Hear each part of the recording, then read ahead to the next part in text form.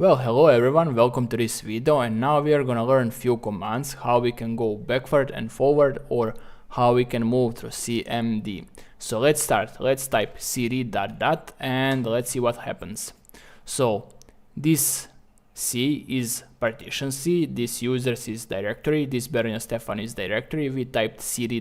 and now we went back one step and we are in users. So we go back, we go from Beronia Stefan back to users. How we can check this? Easy. Let's go to this PC, let's go to C partition, let's go to users and let's check it out, and you can see it now.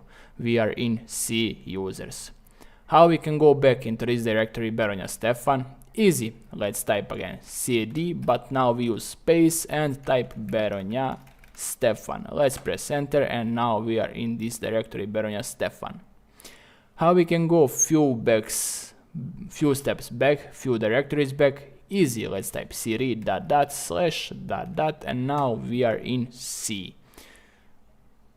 What if we know the specific, I don't know, the specific path of some directory, specific directory that we wanna go into? Let's try it like this. We go again in C, let's go users, let's go Beronia Stefan, let's go videos, let's go captures, and now we click here and we have some path to captures directory. Let's go right click, copy, and let's type here cd space and double quotes, and this is easy.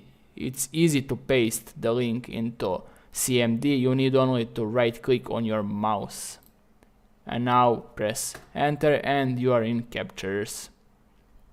So now you learn how to move forward and backward and learn how to target a specific directory. And what if we want to go like few steps back and change partition?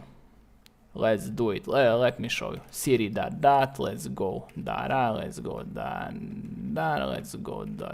and now we are in C. If we want to change partition, let's go to E colons, and now we are in E.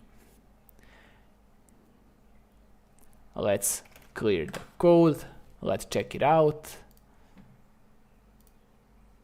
We are now in local disk E officially.